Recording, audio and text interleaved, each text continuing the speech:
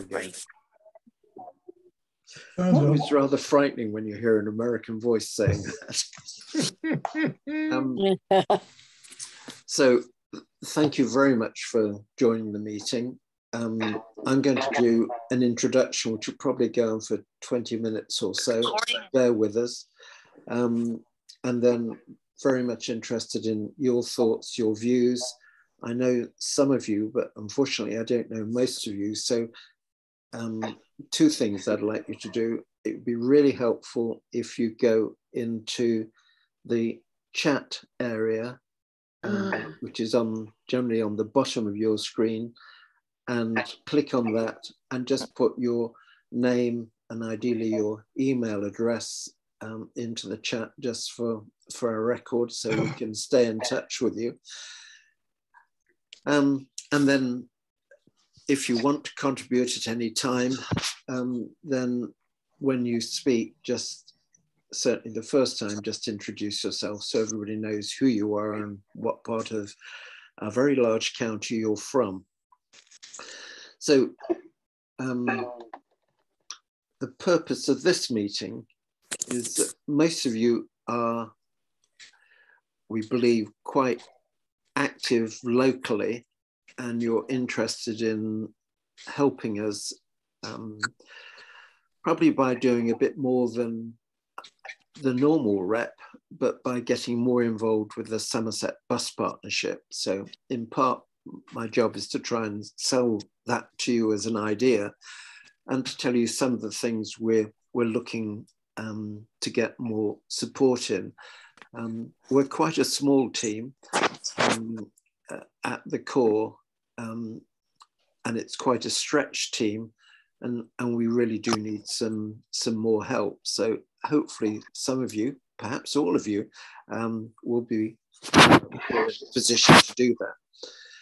So without any further ado, what I'm going to do in a moment is share my screen and just take you through the presentation for this evening.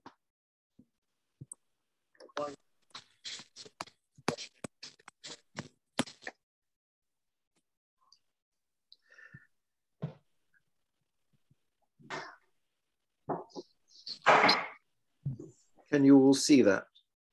Yes. Yeah. Yeah. Yes. Okay, taking you through the background to why we're here this evening. It's not a great start. About 12 years ago, during the beginning of the period of austerity and cuts to local authority grants, Somerset decided to cut really strongly back on its support for bus services, ending support for evening and weekend bus services. And that policy has been tightened, not hugely, but steadily over the subsequent 10 years.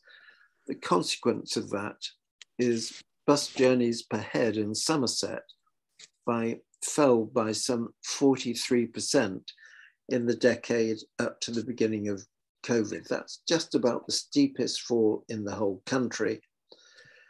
And we attribute that principally, yes, to it being a rural county, but principally to bus funding cuts.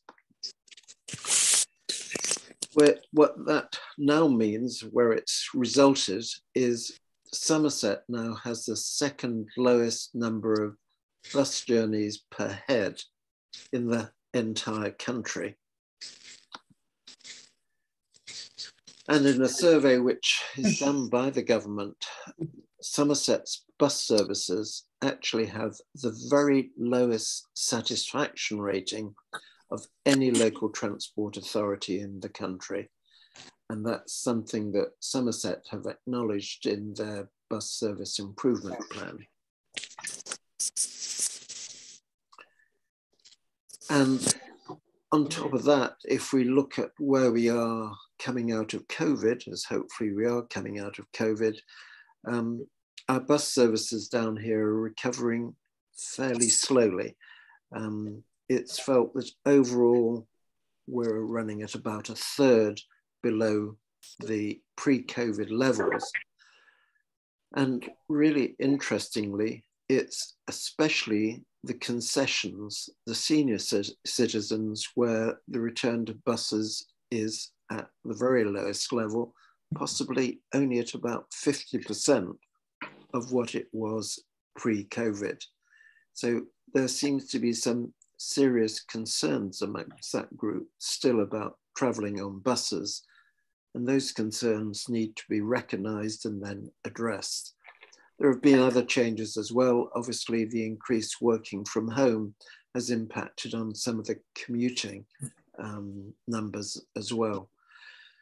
So bus operators have been faced with a huge challenge of reduced revenue because of the lower number of bus passengers, and at the same time, escalating costs because the price of fuel, as we all know, if we drive cars at all, has gone through the roof, and also labour costs have increased because of the driver shortages. So it's a really difficult situation at the moment for bus operators in Somerset. Now, I spent my lifetime working in marketing, and I've worked in a whole host of different industries, and generally in a situation like that, marketeers try and battle the way out of it. They promote, they advertise, they do things with their product to make it more attractive. Bus operators, I'm afraid, are not marketeers. We can all see that because if you look at bus stops, they've got lots of out-of-date price lists, timetables on, out-of-date timetables. They've stopped printing timetables in many cases. We've just seen a whole host of bus cuts take place today with no information given out to customers. That's not how you treat your customers. Solution for bus operators is they cut costs. And so they're seeing this drop off in numbers, this pressure on the income. And today we had bus cuts affecting Yeovil, affecting Wells, affecting Bridgewater, and affecting Taunton. And it's not the end of bus cuts, I'm afraid. We fear again in October, we might well get another round of bus cuts because the bus recovery fund is likely to end in October. What I might just do.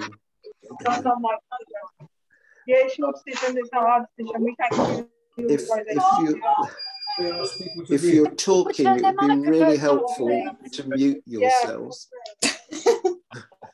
Sorry. Use the press, so I'll keep out of the way of them a bit. It'd be really good if you mute yourselves. I can't do it well, so I've got the screen share on. Coughing up blood today. Yeah. Quite bad for you. Lunch, sorry. Yeah, okay.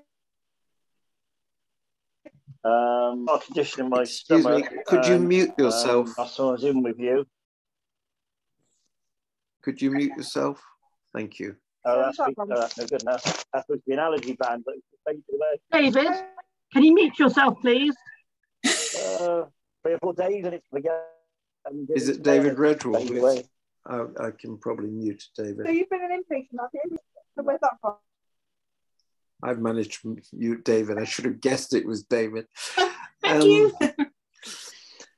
So last March now, Bus Better came along. It promised really great things for the bus industry. We promised £3 billion that we were going to see major improvements. It was a very, very exciting time. How's it gone since then? And it was an important thing for Somerset because nearly half of all carbon emissions in Somerset come from transport. So Somerset really needed to take hold of the opportunities that were offered by Bus Back Better and encourage a transformation towards greater use of public transport. And they grabbed that opportunity. Somerset produced a bus service improvement plan, and it came to a staggering £163 million. Somerset County Council looked at the state of buses in Somerset, and they said to get it up to the standard of Bus Back Better, they needed £163 million to do it. Now, there was no way that Somerset itself could make that sort of level of expenditure. If they were going to get it, it could only come from central government. But there wasn't such a large pot of money to be able to fund all the bids. Somerset, in the end, got 11.9 million, 7%. There are two ways of looking at that. You can say that's a real slap in the face for Somerset. But then when you look at Wiltshire and Dorset, they had applications in and they didn't get anything. At least Somerset got 11.9 million. Peter, apologies for interrupting. Yeah. Evie Potts is in the waiting room, but I'm just wondering if you want to make me co-host so that I can deal with the admin for you. There shouldn't be a waiting room. She says she's in the waiting room. Has he got the right? I'll check. I think she's probably got the wrong Zoom. I don't know. That's the mayor of Yeovil, so it's possible that she's slightly late and has hit the thing and you've started. Right. I'll challenge her. Thank you. Okay. Thank you. Thank you very much. It'd be great if she could join us.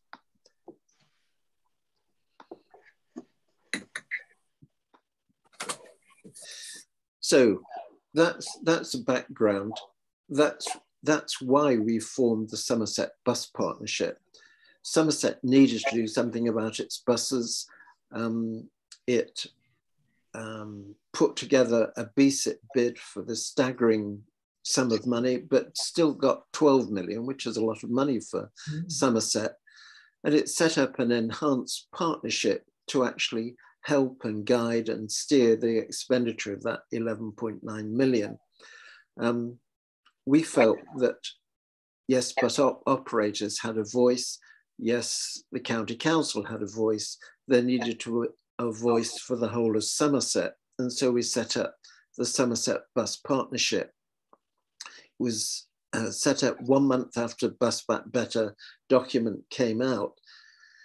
And it's made up of bus passengers, councillors, I'm a local parish councillor, transport campaigners, transport enthusiasts, bus user groups, and individuals living in Somerset. We've worked with parish and town councils across Somerset.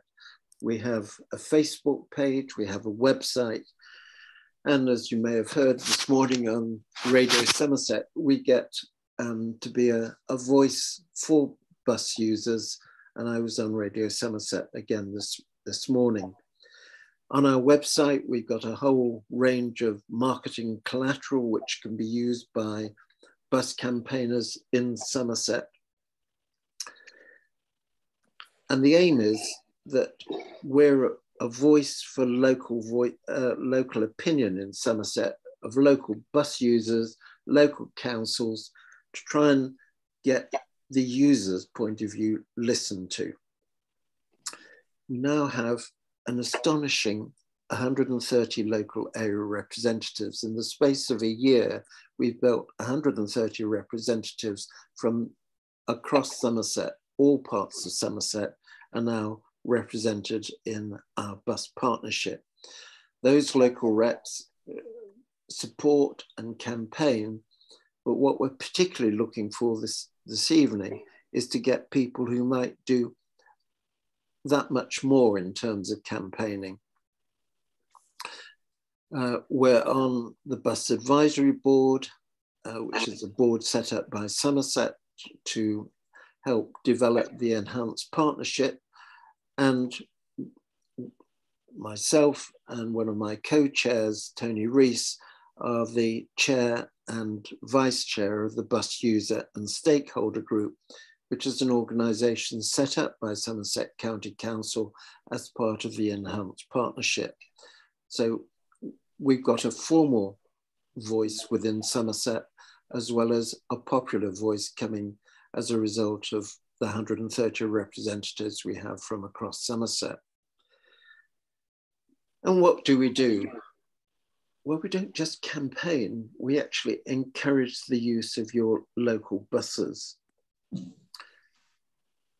Who should be promoting bus usage? Well, in all the industries I've previously been involved in, it's the manufacturer, it's the service provider who promotes buses. But when did you last see an advertisement for going by bus? Who is saying that since the last 24 months, the cost of operating a car has virtually doubled, and so it's a really cost-effective way of traveling to go by public transport? Who's putting that message across? Who's putting the climate emergency message across? Why the socially responsible thing to do is to leave your car at home as much as possible and travel by bus as much as possible. Sadly, the bus operators aren't doing it. The county council isn't doing it. And so we think that that's an important role for the Somerset Bus Partnership to do, is to encourage people to go by bus. And so we encourage bus user groups to hold bus stalls and to promote the usage of buses locally, because that maxim, use it or lose it, I'm afraid over the next few months is never going to be more true. And we really do need to, if we're going to protect our bus services, to encourage as many people to go and use those buses. The other thing we do is to campaign for proper funding of buses in Somerset. And this has been a key exercise that we've been doing for the last 3 or 4 months, which has consumed an enormous amount of our time. And if we actually look at the situation as it stands, this is similar counties to us here in the southwest. Looking at the column on the left-hand side, that's Cornwall, who spend £12.59 per head of population in Cornwall on supporting their buses. The next highest is Wiltshire, the next highest is Devon, the next highest is Dorset, and bottom of that list is Somerset. And we do need to increase the support that Somerset gives to its buses. What we set as a target is to get Somerset up to the average of those 5 rural counties in the southwest of England. We think that's a sensible level. And what we also said, we can't do it immediately, but to do it over the period of the newly elected council. So that's Somerset at the moment, right at the bottom. So when the council elections came along, Somerset Bus Partnership thought we need to make buses an election issue. And so we produced a bus manifesto, which listed a whole host of things, many of which were incorporated within Bus Better, better buses for all our communities, affordable transport, the promotion of existing services, an integrated transport system, and introducing zero-rated buses. All of those were hard to argue with. The real core, though, for Somerset was this. This was about bringing Somerset's bus budget up to the average for similar rural local transport authorities.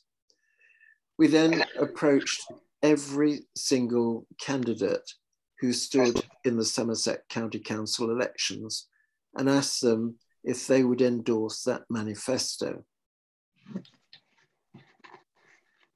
Interestingly, during the campaign, each of the major political parties gave their support to that manifesto.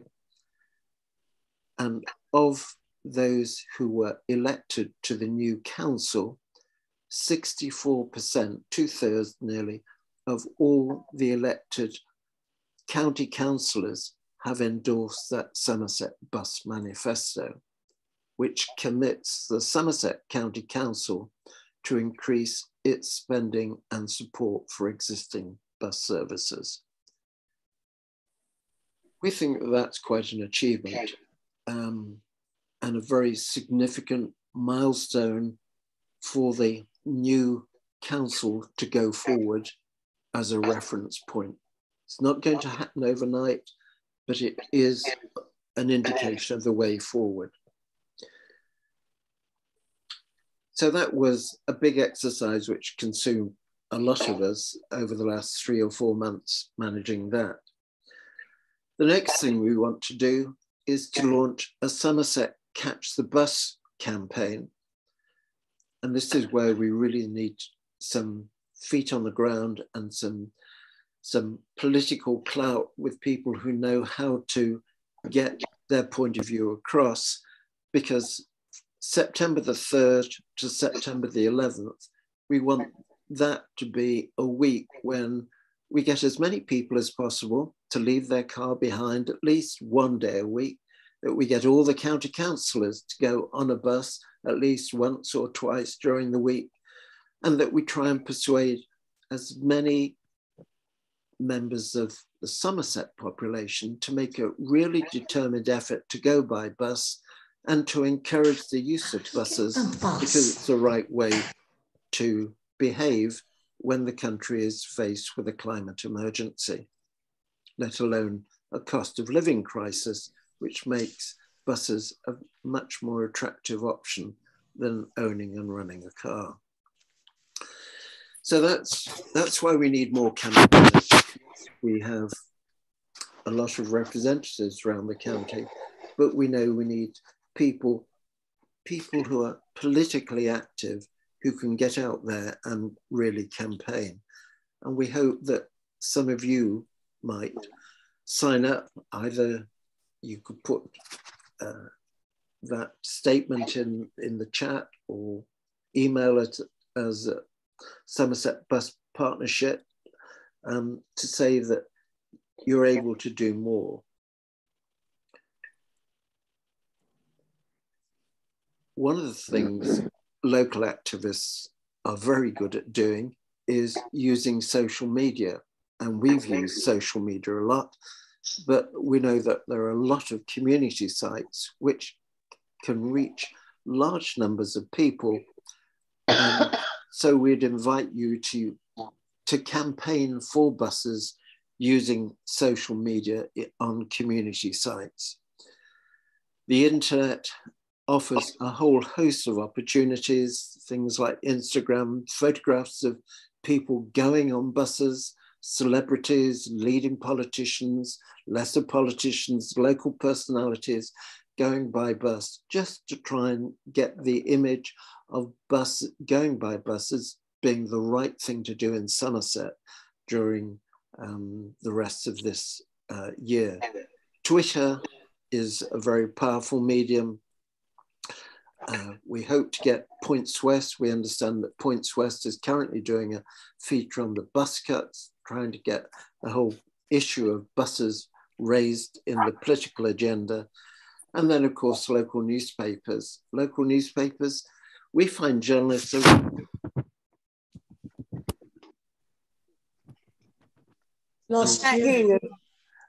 and they will write about it. The Leveller last month wrote a long piece about buses.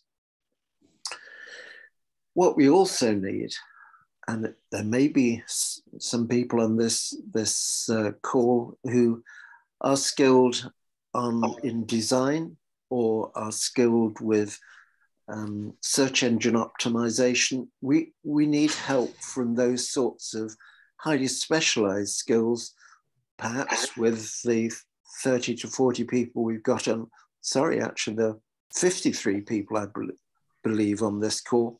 There may be 1 or 2 people who've got those skills. If you've got those skills, we really do need them. So please do make contact with us and let us know if you can help us. I hadn't realized we've got over 50 people on this call. We have found that people have really engaged with us, and we're always surprised at how many people have come onto the call. Buses are such an important issue in communities, whether you travel with them all the time or just occasionally, you know how important they are to many people in your communities. We also need project leaders. We need project leaders, for example, to help in each of our districts to drive forward the Catch the Bus Week.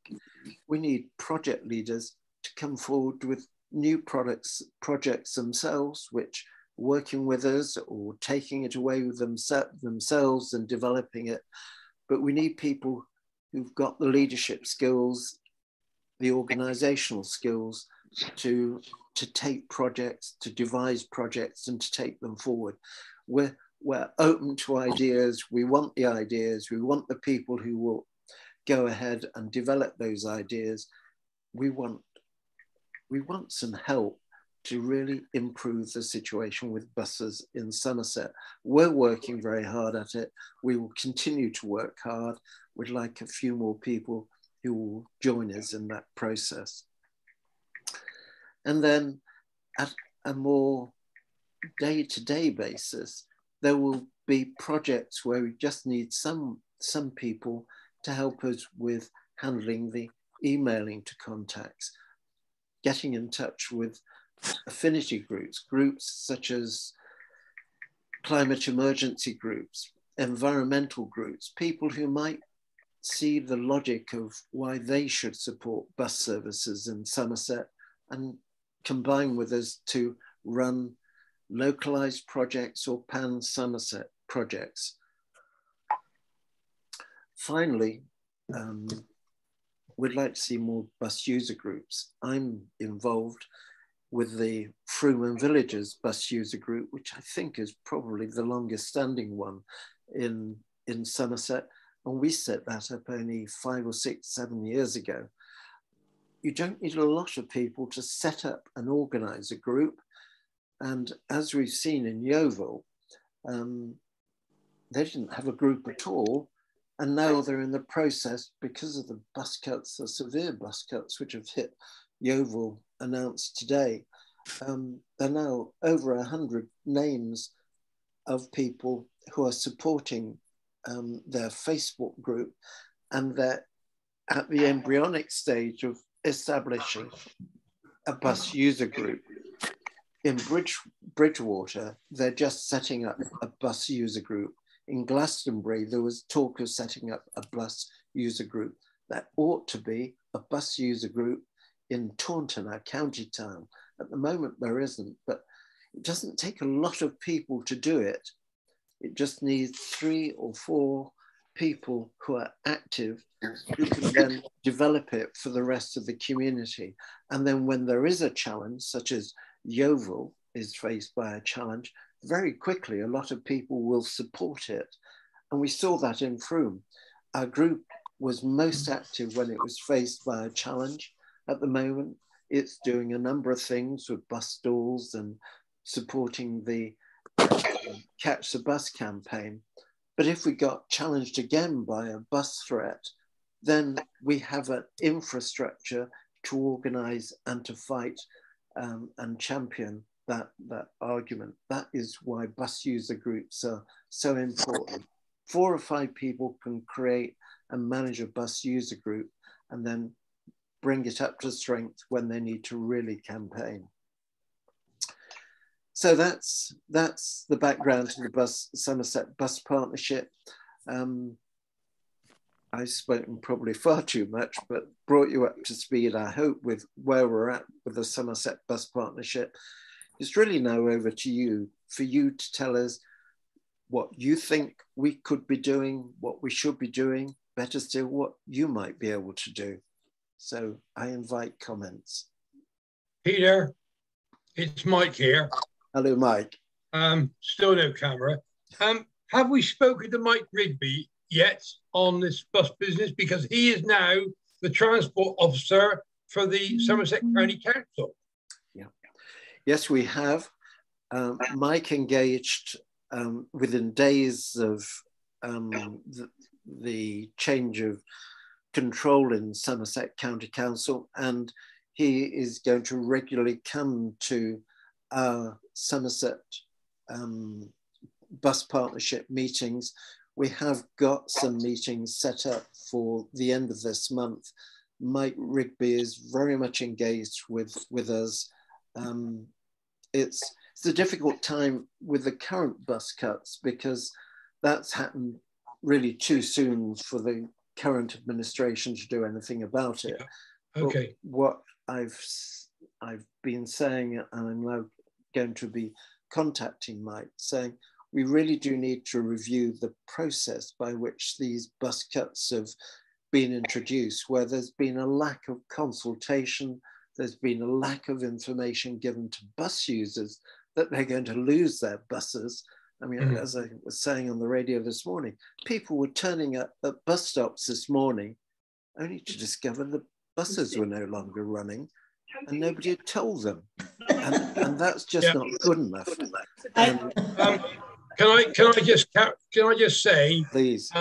I've taken over now as chairman of North Fitzwarren Parish Council, and we are going to do. Fucking internet's gone. We are going to. Can't you watch this upstairs? We are going to do. I've lost my internet connection now, and they're just talking about. Can we put ourselves on mute, please? Oh, don't have politics. What we've decided, we're going to do a postal vote in Norton Fitzwarren. When we had the council elections, we did one then. We got 98% of people saying they wanted to stay with Norton Parish Council. And I think with any luck, we should get the same amount of people saying they want to keep the bus service. However, they have now cut our bus service back even more. We've now lost our last bus and our first bus in the morning. And they're going to use double deckers. You're lucky to have any buses. So, I mean, one of the most worrying aspects of the cuts is the cuts to early buses and late buses, because that's going to make them impossible to use if people are going to go to work and get back from work. And from a bus operator's point of view, those are some of the most remunerative passengers, because they're paying full fares, and you really need to keep those sorts of passengers. So I'm all power to your shoulder to campaign, and we'll be with you on that as well. The current bus cuts hitting all different sets of groups, but most concerned about the way commuters are being hit by the loss of those early morning and late evening buses. Lovely. Thank you very much. Could I ask something? Jasmine Brown, you've got your hand up. Hello. Good evening, everybody. I'm Jasmine Brown. I'm a councillor at Wales City Council, and obviously Wales has been affected by the cuts today, and I'm deeply concerned about it. And I have another councillor from Wales here, Philip Welsh, and Councillor Denise is also one of the members, but she's not able to be here today. We just wanted to say that I've been asking people, why they aren't using the buses so much, and the thing that's coming back is that certainly at Wells bus station, there's no information. People just cannot get any information about when the buses are. They've looked online and the timetables are out of date, or they're incorrect. So they've gone down to the bus station, waited for a bus that online says is coming, and it has never turned up. There is no, a digital board at Wells bus station indicating when the buses are coming, which people have asked and asked for, because at least when they're at the bus station, they know if they got to wait another half hour, they can nip to Tesco's or something next door. They have absolutely no information. It's putting people off, especially older people. Like my mum used to go on the bus a lot, but she spent so many times she's gone down to the bus station to catch a bus that hasn't turned up, and she can't find anyone to ask, and she finds it really, you know, she's the older she gets, the more difficult she finds that. So I just wonder if, I mean, I wonder what the 11, I know £12 million very little compared to what was needed, but I wondered what it was used for. And because I think critically, lack of information is really putting people off. I wonder what your view on that was. I totally agree on the issue of information. You can't get a bus if you don't know what time that bus is going. You just, and Wells bus station is such a missed opportunity. It's such an excellent facility. Mendip has got a budget to improve Wells bus station, and it isn't spending that money.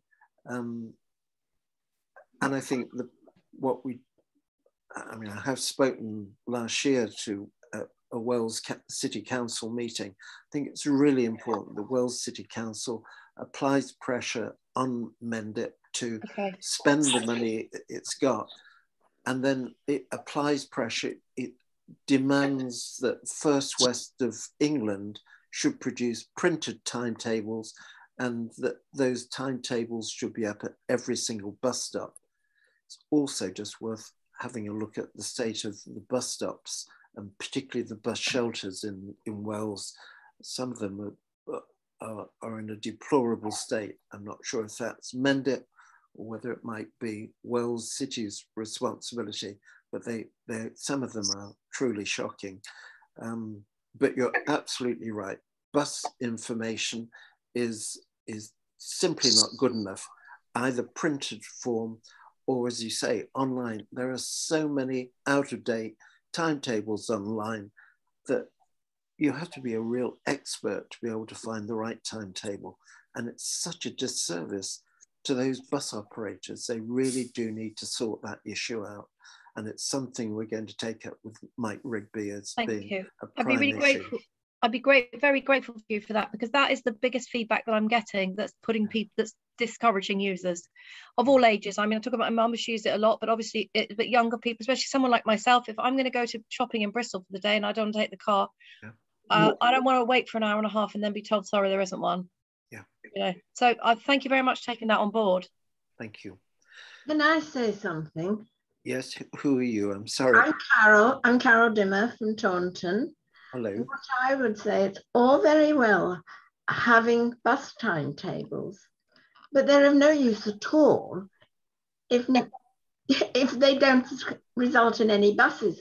I mean, the number of times that we've waited for the Minehead bus, we don't know. The only way you can tell whether there is going to be a Minehead bus is because you see the Minehead bus coming down. Is that because who knows? The buses are running late, or well, they take them off sometimes. Mm. Yeah. I second that in Yeovil, most definitely. The amount of times that myself or my mum, who's had to go to hospital appointments, or in fact other people at the bus stops, they suddenly there are people just waiting and waiting and waiting, and it's an ongoing joke that you're lucky if you can get a bus because it doesn't turn up. They just pull off the buses just when they feel they've run out of bus drivers or something's broken down, but there's never any communication with the people themselves. And it's caused a very big lack of confidence in the services. I mean, people are putting up with it because they've got no other option, but it's not good enough, and it's just been chaotic. Great. Are you Linda Snelling? I am, yes. Hello. Hello, Linda. Good to put a face to a voice. You're doing a brilliant job in Yeovil, really brilliant job in moving towards forming a bus group, and campaign's great effect. You were on the radio as well, of course. Trying. Yes. Okay. Peter Sieb. Good evening, everyone.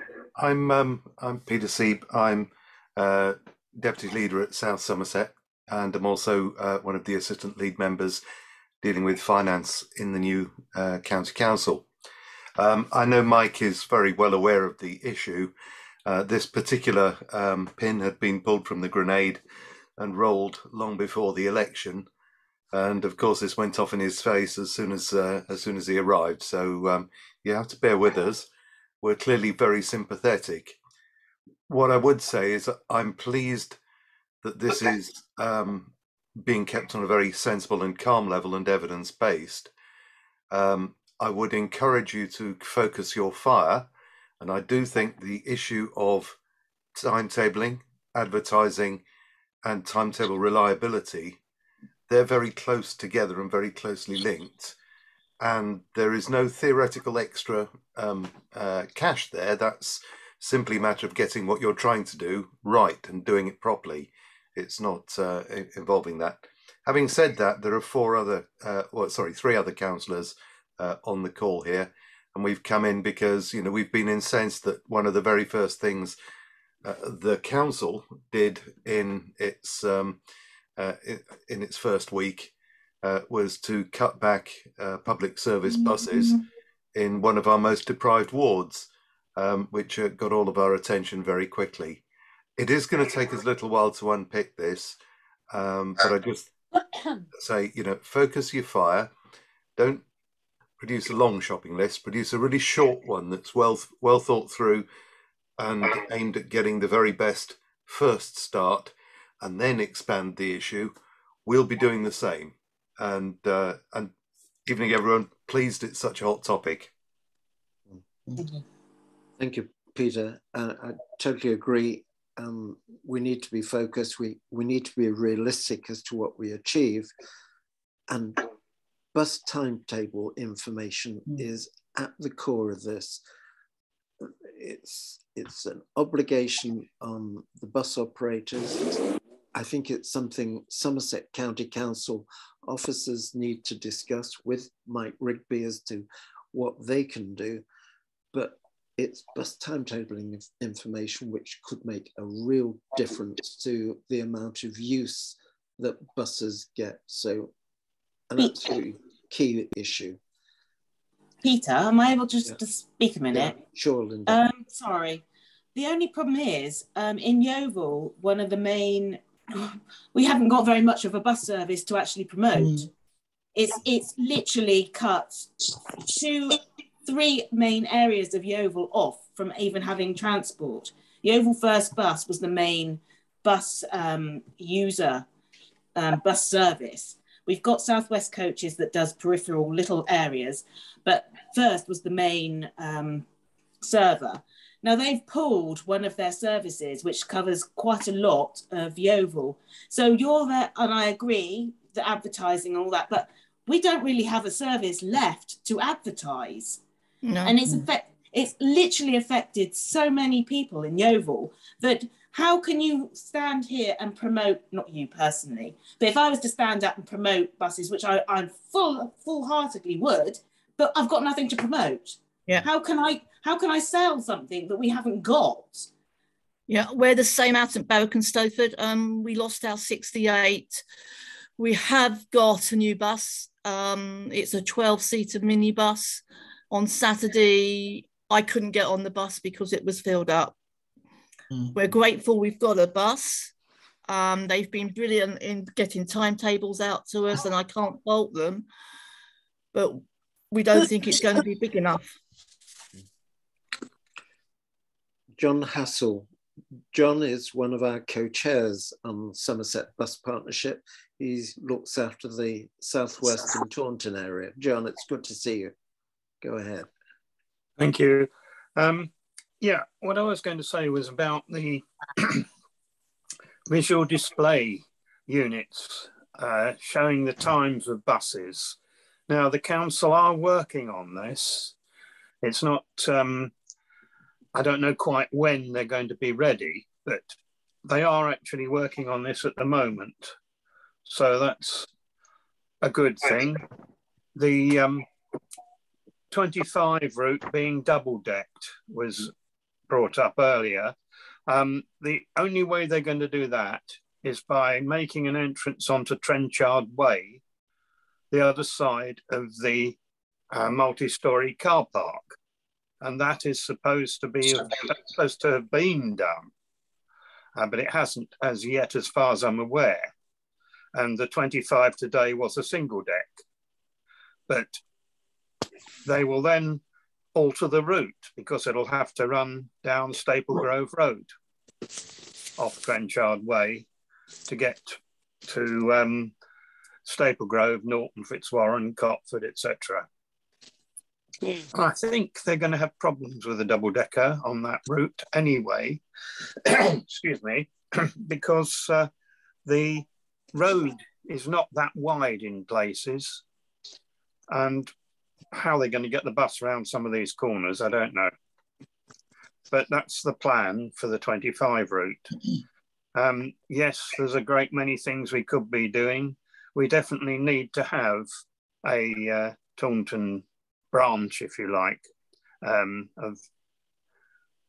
to make sure that we work out how exactly the buses are going to run, where they're going to go, because they don't. It doesn't look very good at the moment with them on corners of the street, rather than having a proper bus park. So it looks as though the bus station may be reopened in due course, but at the moment it's being used for injections for the what they call fourth jab, if you like. The COVID vaccine. COVID. Yeah. But it's not actually fit for purpose as a bus station at the moment, apart from that.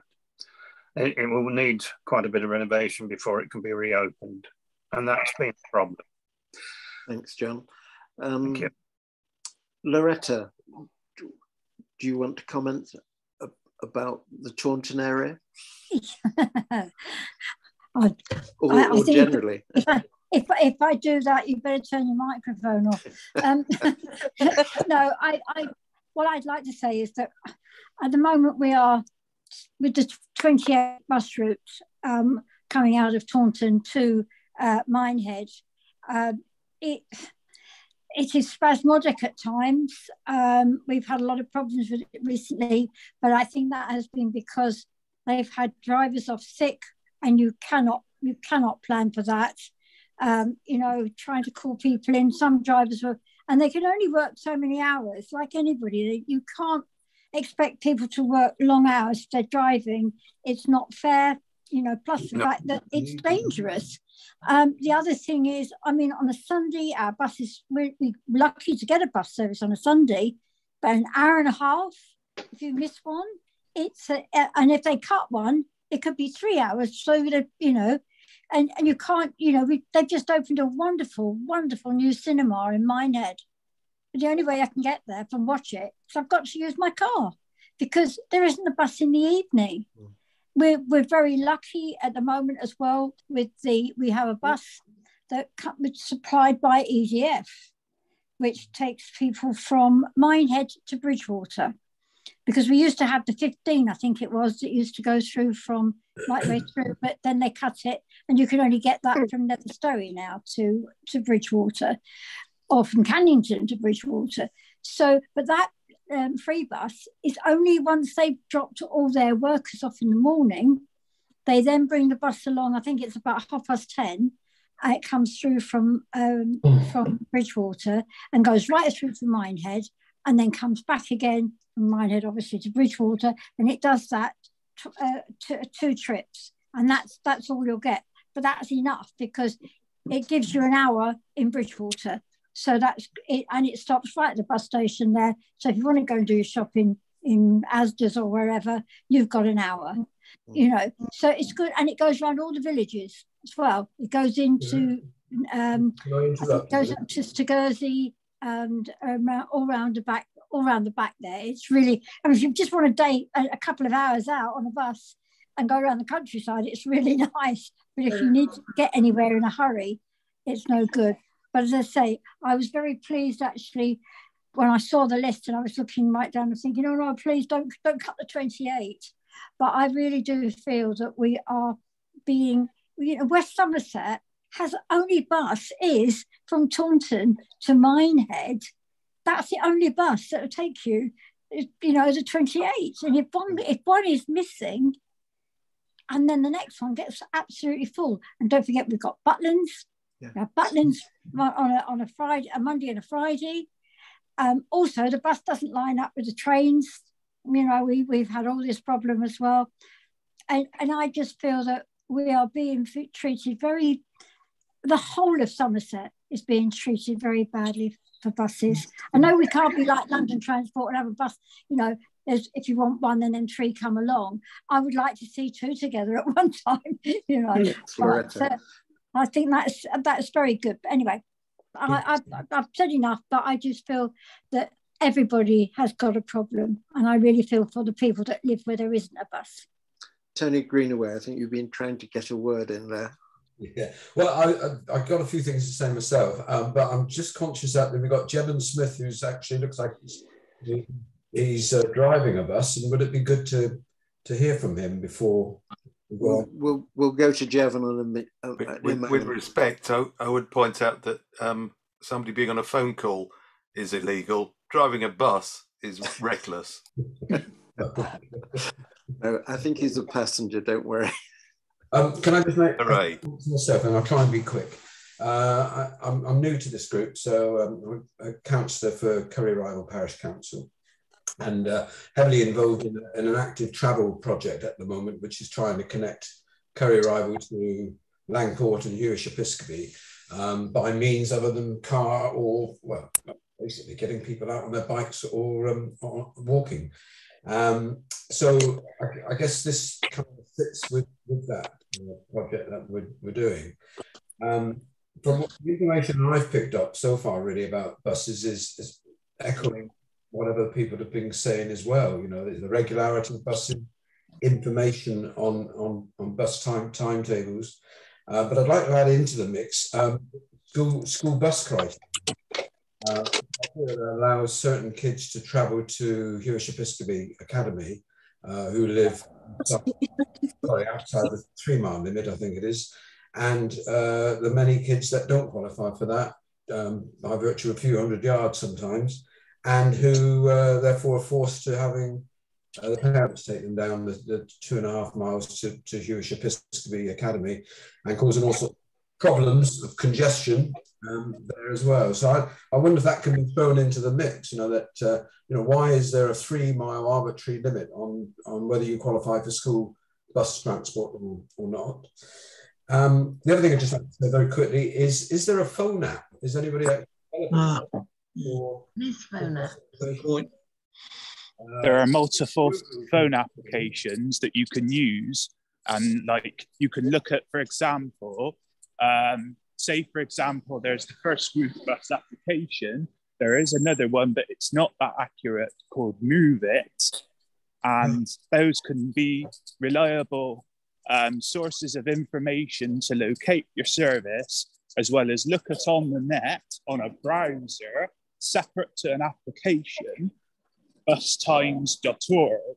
And then it can locate where your service is, not just your ticketing matters. And then when you are impatient at a stop, need to go to, say, the shops like we've been rising in this meeting, you can then just sense where that bus is in its location. You tap on that particular bus of interest, check it's the correct direction you are going, especially if the stop you are at is served for both directions. And then it will tell you on that tapping how long ago it was in that location and the pointing it is facing as well. That does work. That is how you do it on the web. And it is very handy. And I've done it today with all of my 4 out of 6 legs I've just done. And it is really good. Thanks, Jevon. Thank you. Well, just finish that. Just the other thing that strikes me really is the poor state of roads, which doesn't make travelling by bus particularly enjoyable. I've come off a bus in the past with a bad backache, just because of the state of the buses and also the potholes on the roads as well. So I'll just throw that into the mix. Michael Larry. Thank you, Peter. Councillor Mick Larry, Bridgewater Town Council, also a member of the Bridgewater and Area Bus User Group. I just want to come back to the whole thing within the manifesto about sort of county spend, where we're, say, the 5.72 spend on bus routes, and we're trying to get back to an average. That, to me, seems that we'll need some form of campaign to actually monitor the 2/3 of councillors who signed up to that manifesto to see how they're going to get back to that average spend in the 5 years. And, you know, we need to monitor that, and that needs to be part of our campaign. I'm also concerned as well with the cuts.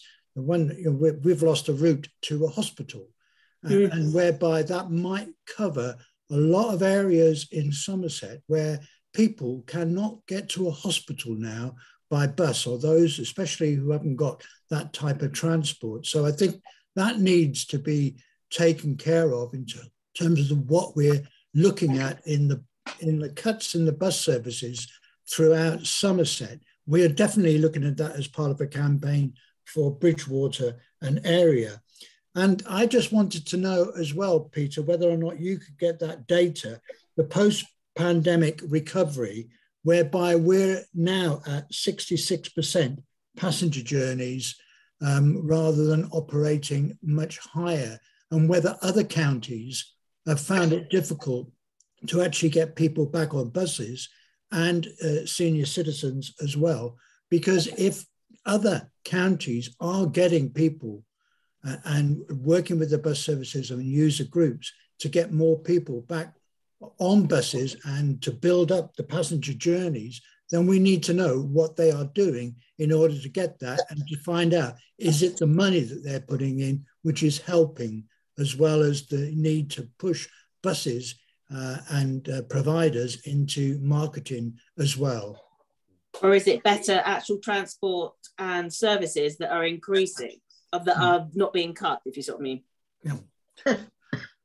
I think it's the start point. I mean, Somerset is coming from a low start point.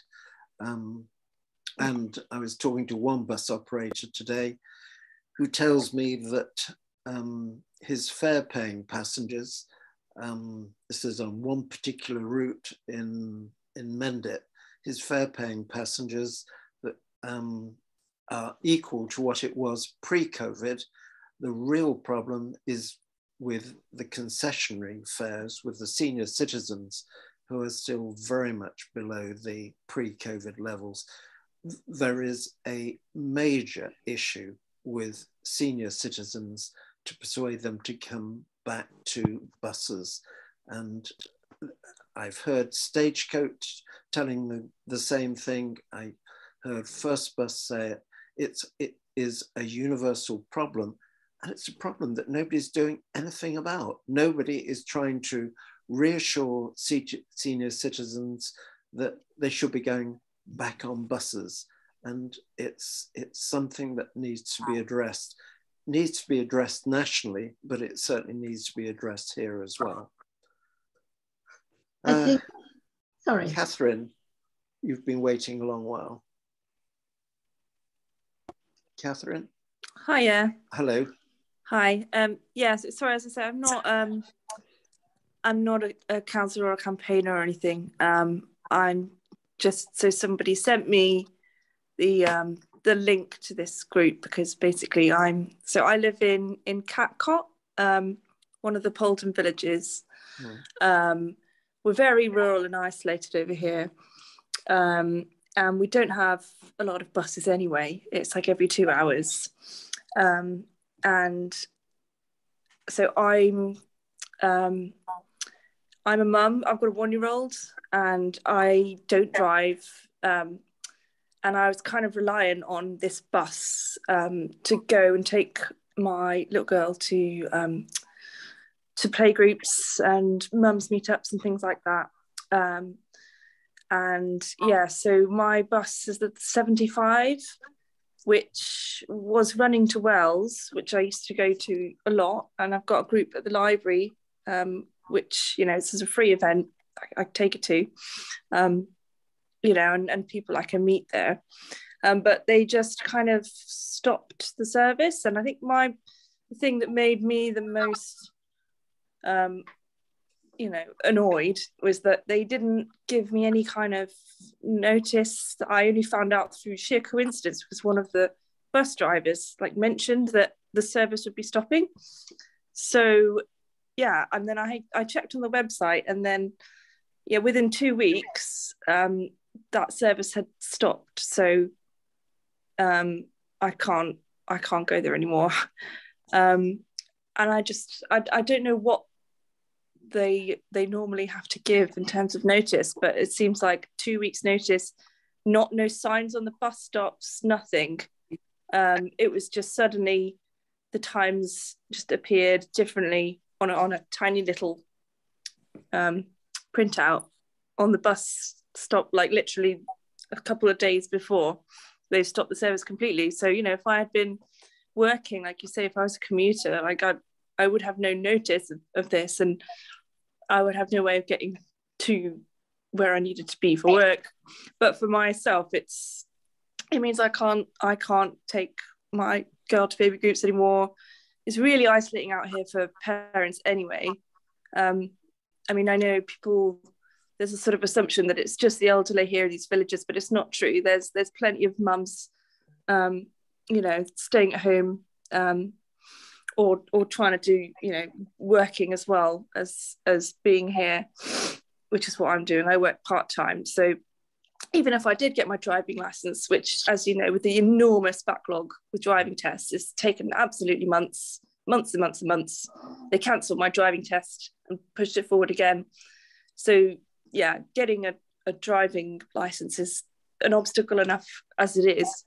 But, you know, my husband works in Bristol, so we can't afford to have 2 cars, even if I did get my driver's license. So we'd just be stuck without the services. So I know people talk a lot about Taunton and places like that, and it sounds like problems going on everywhere. But I just wanted to say up it for the villages here, there's still people that need to get places, and we don't all have a car, and we don't all have access to a car. And yeah, I didn't really know what you can do about it, so I just thought I'd say my bit here. I'm really glad you have, because I think it's a very painful and a very strong message you've expressed. It emphasizes again just how important buses are, not just in towns, but especially to rural villages, and they can be literally cut off without them. All I can do is urge you to make contact with your county councillor, make sure that he talks within the county council, talk to your MP, talk to any and everyone you can, and alert them to the issue. Might not make a difference quickly, but those are powerful voices who might be able to influence, and there may be other ways of addressing it, which might not be with a conventional bus service, but a community bus service, something like that. But it's a really strong story to have told, and thank you very much for doing it. Oh, thank you. Martin Davis. Hello there, everybody. I live in Bristol. I don't live in Somerset, but I thought I'd come. I got invited to come along to this group anyway. I've previously, until recently, worked in Bristol City Council's transport department. I'm here tonight purely as a member of the public and not in any official capacity or anything. I sort of one opinion I've always had, and this isn't anything that I've been taught through the council or through work or anything like that. It's just my sort of an opinion I've got, and I may be wrong. When you're shaping a bus network, you've got to, one thing that's really needs to be done is consulting with the people who are going to use it, i.e. the passengers. I mean, so often, here in Bristol and South Gloucestershire, we just sort of get the operator saying, oh, this bus, no one's using this bus route, so it's got to come off. I mean, you do understand that. I sort of get the point about, you can sort of see where the operator's coming from. Sad state of affairs, if they need to be, they think they can't commercially run a service and they aren't being given the support to run it. But one thing I just really think is the way forward when shaping any future bus network, whether it's new services, revising existing ones, is consult with the people who are going to use it. The existing passengers, local residents, maybe businesses in the area. Because that way round, if you get a bus network that meets the needs of the people who are going to use it, then you're more likely to get one in the longer run. You're more likely to get one that's more likely going to be used. And for that reason, sort of, I think I may be completely wrong, but I think it's always worth really trying to encourage public consultation, just to get the views of so the bus network meets the needs of the people who are going to use it, basically, and it can be sustainable in the long run. Thanks. Thank you. I think it's a really good point. What the bus operators should be doing is, if they identify a route which is becoming questionable, they should alert the people who live along that route. They should alert bus campaigners. They should alert local councils and see if they will try and do things to stimulate interest and usage of the buses. And what they certainly should do is to consult before bus services are withdrawn, and so should the county council. And I think one of the issues which we'd like to raise with Mike Rigby is the seeming absence of consultation. Linda would emphasize that very strongly down in Yeovil. It came out of the blue. Yeah, and us at Berwick and Stowford. Yeah. It's and appalling. I mean, no, even today, as I was putting up signs on the old bus stops to say that this no longer was running, I was watching people and they were standing there, still standing, waiting for a bus that's there, and there's still no big sign saying that this is ended or anything. It's absolutely appalling. I can't. Why? I've worked in retail a long time, and I know customer service it comes from my heart. And how people have been treated, or how this company or companies is treating the people that actually fund their pockets, is beyond me. It absolutely is. It doesn't work like that. It doesn't work like that. I'm sorry. The county council were given 70 odd days notice. In fact, they had 97 days notice by First PLC, right, to decide whether or not to tender those routes and go out to tender. They went out to tender on one route, the 68. They never went out to tender on the 53. They allowed first on some diminished payment on the 51. Now, I had this conversation, I was out with BBC all day on this, and the issue that we found out was Somerset never tendered anything. So what they should have done is, as Martin pointed out, the Mayor of the West of England, which covers Thames, buses into Mendip, as Peter knows, and buses towards Weston-super-Mare, he goes out to consultation. Peter's been at a number of those meetings, served some people in this room, where he goes out to consultation with the public, and he's got tight budgets, but at least he goes and talks and says, this is my problems, this is my list, this is what I can fund, this is what I can't fund. And if Somerset puts their money in, I'll keep the 376 going, because Wales relies heavily on buses that are not funded by Somerset. They're funded by WECA, and through WECA agreements, West of England Mirror Combined Authority, or with North Somerset Council, which gives me a bit of a worry at the moment. So where we are today is, on the 1st of July, Somerset had to submit a plan, it still does, submit a plan along with Devon, Cornwall, the rest of the South West, to the government for what it can run with First Group or with any other commercial bus operator, Stagecoach, the Falcon, what it can run commercially and what it can run as a subsidised network. The officers have been beavering away on that, and what we've seen today is a result of a discussion that took place with First PLC. By the way, the Buses of Somerset are a non-existent organisation. It's a brand of First, so please don't think Buses of Somerset are anywhere commercial business. They're not. First is a big PLC that runs buses and trains across the southwest such brands as Mendip buses in Wales, such brands as Great Western Railway, South Western Railway buses in Cornwall, just to give you an example of what the brands are. But what went wrong is we didn't get the plan of the services that the county council agreed to keep running or not. We had a list at the Somerset Bus Bus Advisory Board, but we didn't, as Peter and I know, we never had a timetable, because if we'd had the timetables, we would have gone all over them and realised how bad they were. So that's the big mistake the previous administration made at Somerset. So where do we go from here? Well, Mike's not on the call, but I've spoken to Mike. He needs to do a consultation with the community urgently and to work out what we need to do. Not first is a contractor in all this, and Stagecoach, and even the operators. So it's the county, the Transport Authority. Let's make it clear, whether you live in Peter's area, bordering with the West of England Mirror Combined Authority, and that's down Norris, or it's North Somerset if you're in the Sedgemoor area a bit with the buses. But we've got to get those authorities to work together. We've got to get them to make sure the contracts are being put out. But a review urgently, because what I've picked up today is Yeovil's dreadful, one of the worst places in the southwest now for a bus service. Wales has real problems because you have to change at Glastonbury now, and that's not a desirable place to go through to Taunton, Bridgewater at certain times of day. It might be fine in the day, but as it gets towards, but they've also lost the evening services cross through. The last bus off Bridgewater today is now 20 to 5.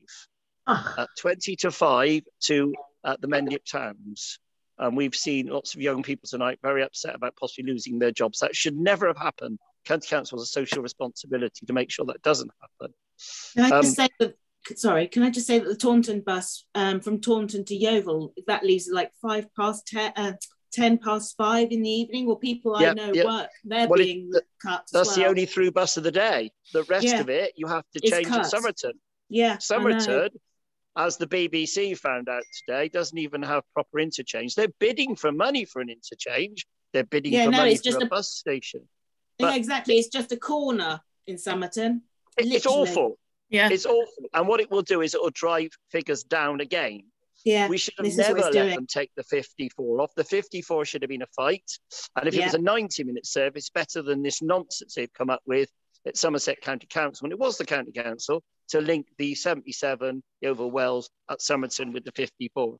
It's not going to work. And Tony Rees, who's not on the call, is in hospital, I believe, at Yeovil. He's been campaigning for a long time on public transport, made it clear it would never work. And I think that's probably true. And I think that's probably true of the Wells to Taunton and Wells to Bridgewater services. Going back to a bit of good news in Wales, I have forced First Group PLC to try to sort out that bus station. We are getting tons of displays up. In fact, they put up the wrong timetables on Friday, really annoyed me. But there is some boards going up, and I hope the 376 one will be up this week. I have spoken to the Chief Executive Officer first today about that. But we need to get them to go through the whole corridor from Wales through Glastonbury Street to make sure we have adequate timetables on that corridor of whatever bus First provides, whether that's called Buses of Somerset or whether that's called First Mendip Explorer. We also get integrated ticketing. So that's a bullet point tonight for Wales City Council, because Wales can help here. They can invite the managing director, and they have done in the past, of First, or both of them, that's Simon Goff and Doug Claringbold, to attend a Wales City Council meeting and explain all their problems. James Freeman used to do that quite regularly, the former MD. So that's an action point for Wales City Council, as well as perhaps inviting an officer from Somerset County Council to attend as well. So, and the other thing I would say the same to Yeovil. The Yeovil Town Council could be a catalyst for inviting Simon Goff and representatives of First Group and Stagecoach to attend a meeting there, whilst the council puts over the views of the community to the company, along with the county council, and then some action points are drawn up. Martin Davies is on this call. We've done, both of us have done that in another capacity in Yate, and we're trying to make some progress, because Yate, by the way, is hit the same way in South Gloucestershire as Yeovil, with lots of cuts very similarly, by the way. So there's action points we can do. The local authorities are very important. The county council is a transport authority. There's no reason why the smaller town councils and city council in Wales can't call meetings and invite First Group representatives if they're the main provider. If it's another provider, invite them. I was worried, to be honest with you, when they let that 68 contract in Yeovil to themselves. They gave that contract to Somerset's own bus company, which is great, except the vehicles are too small to provide a bus link to the railway stations and a town service. And that worried me. Now I think we're going to have to go back and get that visited by the county council who are running it. But I think, can I just drop in on that? There is going to be a 9 o'clock, people coming in at the 9 o'clock next week for Yeovil College and commuters, and there's going to be no bus for them to get to work till about another half an hour. And nobody where's knows that from? Sorry. Yeovil Junction. This is Jackie. I'm out of Berwick and Stowford. We've got this. We've got the hourly 68, the minibus, which we're very grateful for. But there used to be a half hourly one that went to Yeovil Junction to pick up the commuters and the college. That's now not going to be happening. So the next bus would be half past the hour, and it's only a 12-seater. That's not going to. So an action point tonight is to make sure, Peter, that is relayed to Somerset County Council tomorrow morning. I did tell the bus lady the other day when she dropped timetables out to me about that one. It's Mike Rigby. You need to go to Mike Rigby direct and make sure he's picking that up because that's a serious issue. It's going to evaluate on Monday. Natasha Bates or John Parrott, but we need to have action. But it's a political decision at the end of the day who funds what, not the officers. So, and I always Jackie, said, just hang on a minute, Jackie. I was going to finish, Peter, by saying one thing. Whilst I support very much the BSIP money being spent in Taunton, which is a growth town, Bridgewater and Wellington, I was always very, very worried that all the money would get spent in that area at the expense of the rest of the county, which is a very large county. And I was always very worried that Mendip would lose out because whatever is done in Mendip has to be done with the Mayor of the West of England. And he wants to upgrade with all electronic bus stop information, the routes from Street right through to Bristol City Centre, 376. And he wants to do the same with 173, 174, which is the Wells to Bath routes for our Shepherd. So we're trying to get, and this Wells Help Council and Mendip could help again. We're trying to get communication properly with Dan Norris, the mayor, and North Somerset and Somerset to look at those corridors, because that may come out of the BSIP, the West of England BSIP, which is 1.5 million. But Somerset will have to make a financial contribution. So it's a lot of work, but it's not about just bus companies. It's about politics, the Department for Transport, and who's going to fund. And as the guy on the television said today, we were talking, this could also be happening in Devon, Cornwall, Dorset, and across the whole southwest. So this is not a Somerset issue.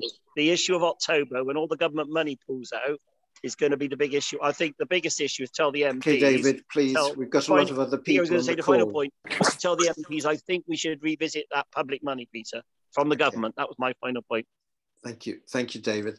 David, to those of you who don't know, is probably the leading bus and public transport campaigner as an individual, probably the leading one in the southwest, and is very, very involved and knowledgeable about the bus situation in Somerset. So it's always good to have his understanding and his insights. He's extremely well connected.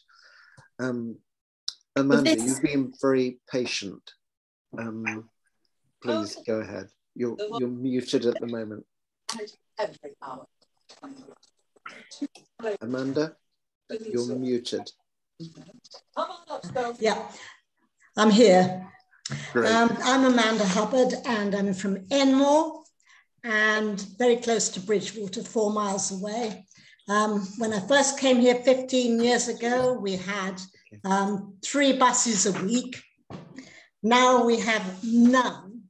I've given up cycling because I'm too old. I have a bus pass I can't use. And it seems to me the commuters like this road that I live on. So it must be a good bus route from Bridgewater to Taunton through Kingston St Mary. And nobody seems to have thought about it. And I think really, I see buses in Bridgewater with no one in them. They have the same bus routes they've had for 15 years. And I agree with Martin Davis. He was brilliant. He said they need he practically said they need a plan, a new plan for revolutionize the bus service in Somerset so that everybody is involved and you don't have those people who are discriminated against, like me, who can't get a bus pass when millionaires in London, my age, have bus passes. So how the hell do we get a bus in Enmore on the main commuter route between Bridgewater and Taunton, which are both, Taunton's the county town, isn't it? And Bridgewater's always expanding. So maybe David can help. Maybe we need a community bus or something like that. But I'd like some advice on that, really. You've all got it. You've got something, but we've got nothing. And that. What now. Amanda, if you like to drop a note to me, okay. We'll see if we can raise this and raise it with your county councillor as well. Well, you know, I spoke. He absolutely agrees with me. He's called John something, I think. And he's one of the Conservative ones who left. And I'm hoping the Liberal Democrats might find a bit of more money for buses, right. But I don't know. I didn't know. Well, the leader of the Liberal Democrats lives on that bus route, so he might be sympathetic. John Caswell, I think that Mike Caswell. And he said, I absolutely agree with you. And it was the first time anybody around Enmore has agreed with me about buses. Okay. And what about levelling out? Thank you, whatever it is. Just to remind you, if you feel any of you can support us by getting more involved, please do email us. You've got our email address. We've all heard this evening, we've got some more people to hear from, but we've all heard this evening about the nature, the importance, the impact of buses, or the lack of buses have made. We can only bring pressure to bear and encourage the new Liberal Democrat-led administration with your active backing. All politicians respond to pressure. We need to apply more pressure, because talking to Mike Rigby, he is sympathetic to the cause, but I think he needs to see more pressure to strengthen his arm in budget meetings. Jenny Odie. See for yourself. Jenny? Hi. I've just been rather shocked to hear all these stories of buses and how they're treating their customers. I do appreciate they've probably got driver shortages and finances, but should we, as a bus group, be campaigning, not just perhaps for the Southwest, but for the country, for a bus regulator like the train groups have, whereby if they don't perform, they get fined, or you can get your bus pass and your train ticket refunded. And I think it might put more pressure on the service providers to actually provide what they're supposed to be doing. I mean, I have always lived very rurally, and I think as a child was the last time we ever had a twice-weekly bus service. An hour and a half. So I'm a committed car driver, but I think it should be available, particularly in this climate change, petrol's going up. We need a different service, a completely different way of looking at bus transport. Okay, Jenny, thank you. Okay. I'm not sure we'll get that, but let's hope. Well, yes, you can wish. Kelly's iPhone. Hi, I'm Kelly from Taunton. Kelly, I've just muted everyone just to silence some of the backdrops. So unmute yourself, please.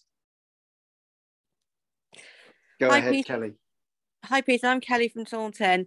I'm a carer. I catch the bus 6 days a week. They have now changed our bus time route to 8:28, which is obviously no good for us because some of us catch the 8 o'clock bus for work, which means now I have to catch the 8:28, which means I'm now getting to town for about 8:45, which then means I have to wait till 9 o'clock to catch the next bus to my destination to go for work.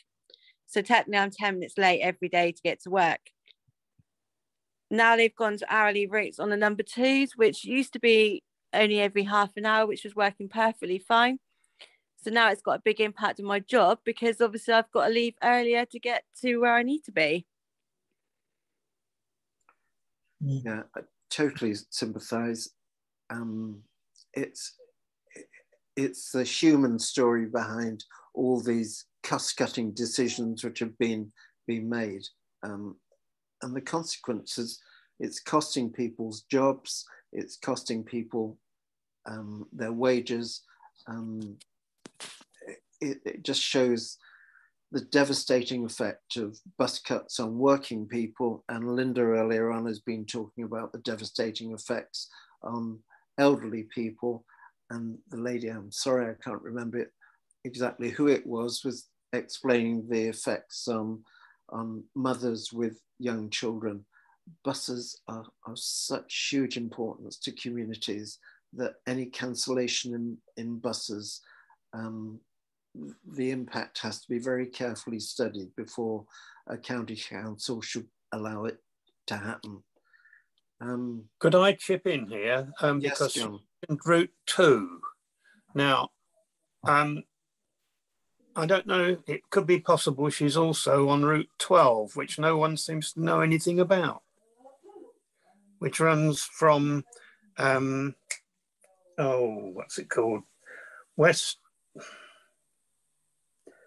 It comes along from the A38 into Taunton.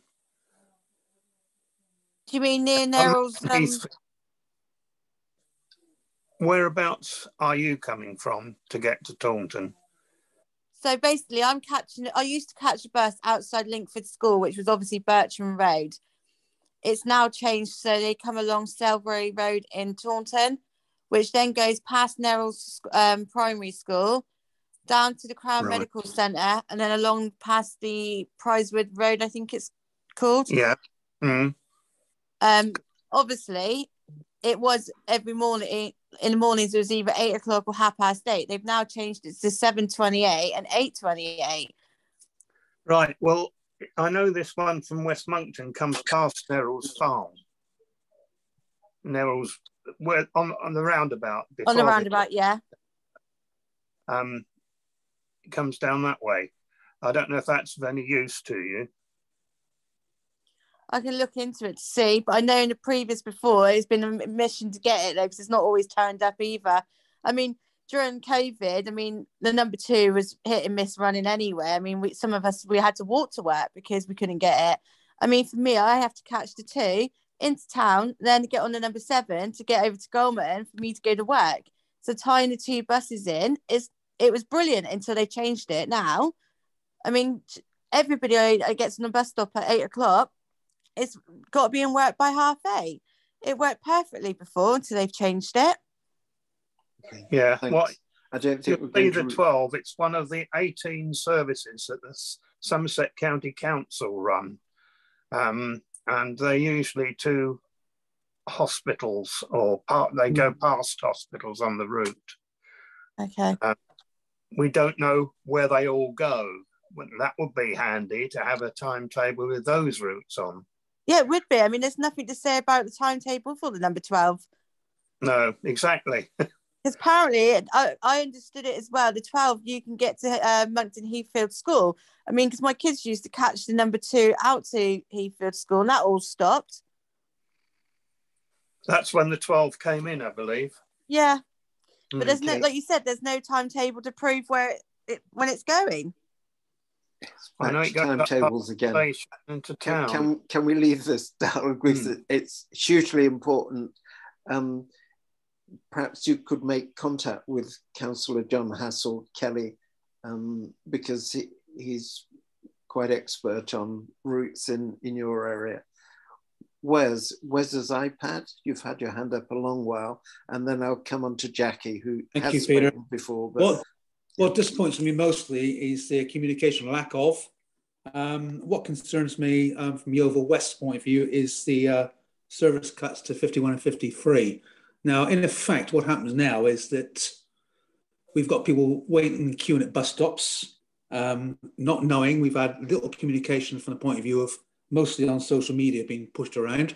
A few signs put on some of the town council notice boards in the area, which not necessarily everybody would read. And if you were an infirmed wheelchair user or someone who regularly catches a bus, whatever reason, for example, and you lived in the centre of that estate, which is, I would remind you, one of the most deprived estates in Somerset anyhow, you have to now walk thousands and thousands of yards west, south, or east to get to another major artery to catch a bus. This is the diabolical thing about the whole system now of what's happened there. And I noticed someone mentioned about calling some of the bus companies reps and etc. into town council meetings. And I'm sure that Evie Potts-Jones is on this call tonight, who's currently our mayor at Yeovil, would ask one or two of these bus companies that are running our services to come and explain themselves really and how they can improve this, because this is totally not acceptable, I don't think, really. And also, great thanks to Lynn, I know, is on this call as well. She's campaigned very well in the area of Yeovil West. She came to town council's last meeting and explained what was going on, along with several other residents. And obviously, she's using her powers of social media and connections and that, and probably banging on doors as well, as far as I understand. So good on Lynn. But we would like obviously see this explained. I mean, I know Peter Sieb's on this call, and he's concerned obviously about the route between Abbey Manor Park and going east from Abbey Manor Park back into the centre. That's a great concern as well. That partly affects our routes as well. I'll leave it there. There's obviously plenty of other people who want to speak. So we'll speak later, maybe. Okay, thank you. And it's really good to see so many Yeovil councillors recognising the seriousness of the problem now facing the town and joining this call. David Retwell has suggested that Simon Goff, MD of First Group, should be invited to the Yeovil Town Council meeting. For those who are interested, whilst we've been having a meeting, so have the Conservatives been voting. 211 voted to keep Boris Johnson, and 148, very substantial number, voted against it. So I think the jury's still out there. Jackie, to far more important things, buses. I am unmuted. I have raised my point tonight about the Berwick and Stowford bus. Again, we had very little communication that we were losing this. I found out through word of mouth. But I have had some very good communication with the bus company. But my question tonight is there anything that we can do in Somerset to raise a carer's pass for the bus? Because I know other counties do it and we don't do anything. Well, that's an issue which hasn't been raised before, at least in meetings I've been in. It's something to add to the agenda. Everything carries a cost with it, but it would sound to me as being something well worth raising. So we'll add it to the list of issues which we will bring to the attention of Mike Rigby when we next meet with him. It would be really good, because when we had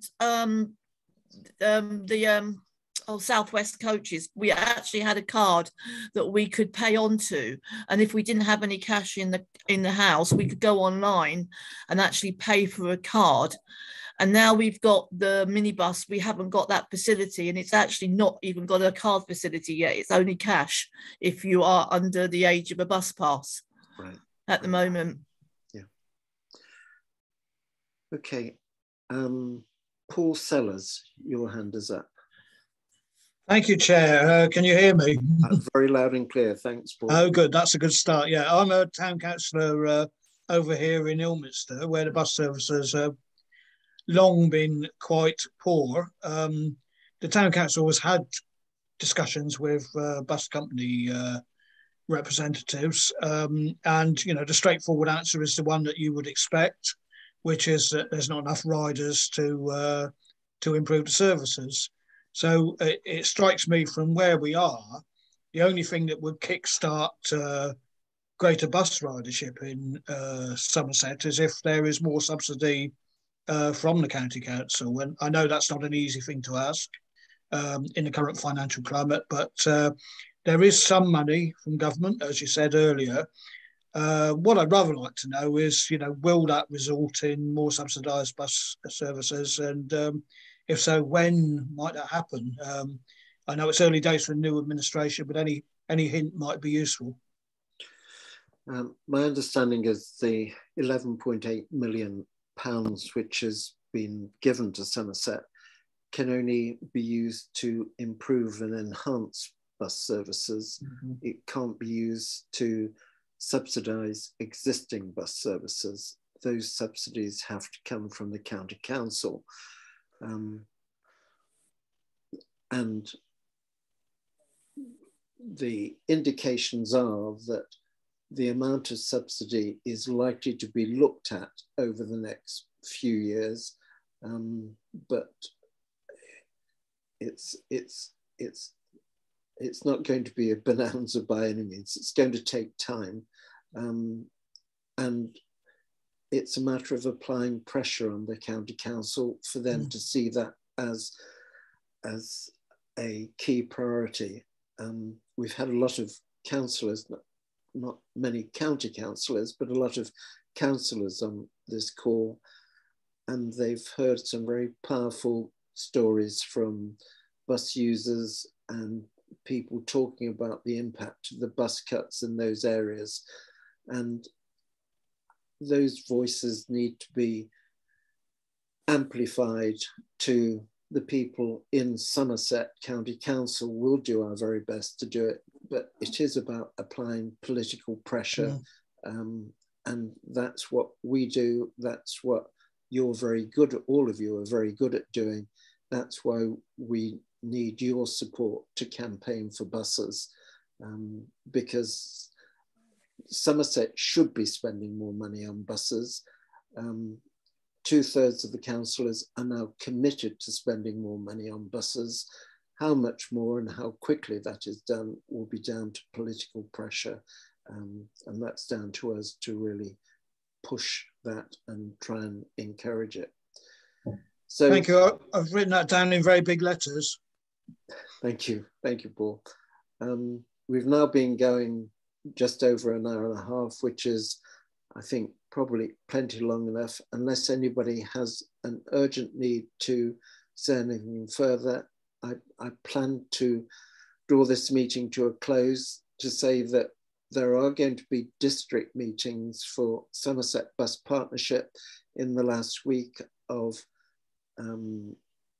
June. We will write to each of you, giving you the links to those meetings. We would be grateful for offers of support from any or all of you. We do need help. We want to campaign for better buses. And what we've heard today is the result of people not campaigning effectively enough and not working well enough to protect those bus services which have disappeared today. What we need to do is to try and turn the situation around in Somerset. There is a big threat this October, as David has mentioned, with the ending of the bus recovery fund. There could be another round of cuts in October, which is why we need as many of you involved in the battle to promote and protect our buses. and let's get some bus groups established in Yeovil. It seems as if we've got good grounds for seeing one there. We're seeing one already established now in Bridgewater. We ought to have one in Taunton. Ideally, we would have one in Glastonbury, and probably in Wells as well. So let's work together. We'll give you all the support we can. We've got a lot of experience in setting up bus groups, so do talk to us. Ask us if you think we can help you in any way. And finally, let's try and make the Somerset Bus Week in September a real event, a real motivating event for buses in the county. And thank you very, very much for your time this evening. Thank you.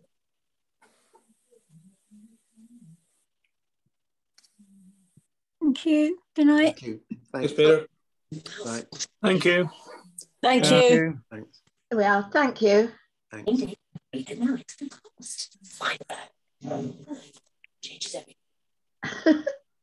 Here's some refreshing news. The Somerset Take 528 pounds on the epic Samsung Galaxy S22 if you trade in your old device. And it's on the UK's best network. Cherry on top. Why not get 3 months free on the Samsung Galaxy